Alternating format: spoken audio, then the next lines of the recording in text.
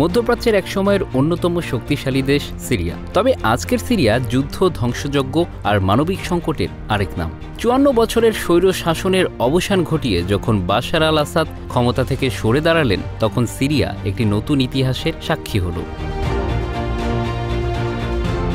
১৯৭০ সালে হাফেজ আল আসাদ, বাশারের বাবা, সিরিয়ার ক্ষমতা দখল করেন। তিনি সিরিয়ার বাথ পার্টির একজন গুরুত্বপূর্ণ নেতা ছিলেন এবং সামরিক বাহিনীতে তার শক্তিশালী অবস্থানের কারণে ক্ষমতা পাকাপোক্ত করেন। তার শাসন ছিল কেন্দ্রীয়করণ এবং কঠোর নিয়ন্ত্রণের প্রতীক।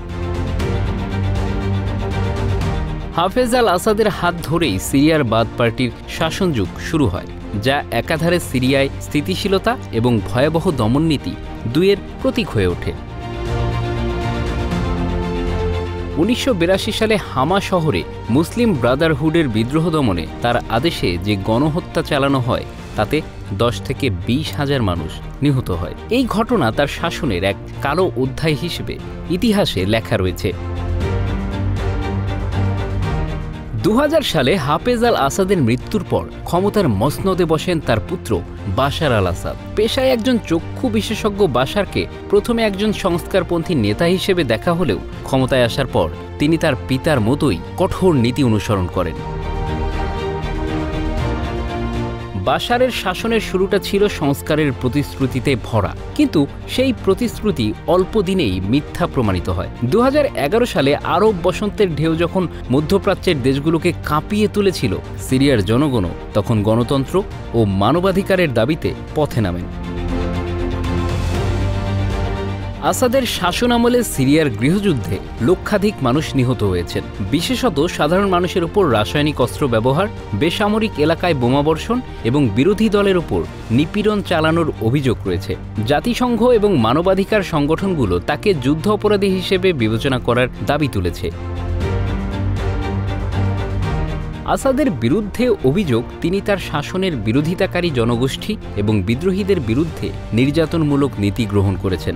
আন্তর্জাতিক মানবাধিকার সংস্থাগুলো তার সরকার পরিচালিত কারাগারগুলোতে বন্দীদের উপর চরম নির্যাতনের প্রমাণ পেয়েছে।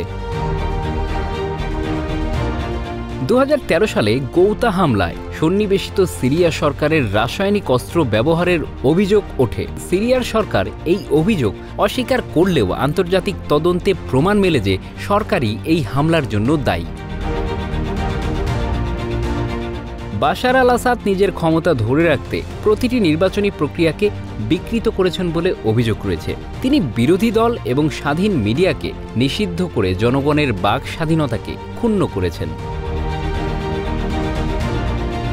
আসাদের সরকার ইরান এবং রাশিয়ার সরাসরি সহায়তায় টিকে আছে। সমালোচকদের মতে এই বহিরাগত শক্তির উপর নির্ভরশীলতা সিরিয়ার সার্বভৌমত্বকে দুর্বল করেছে এবং দেশকে একটি কৌশলগত যুদ্ধক্ষেত্রে পরিণত করেছে।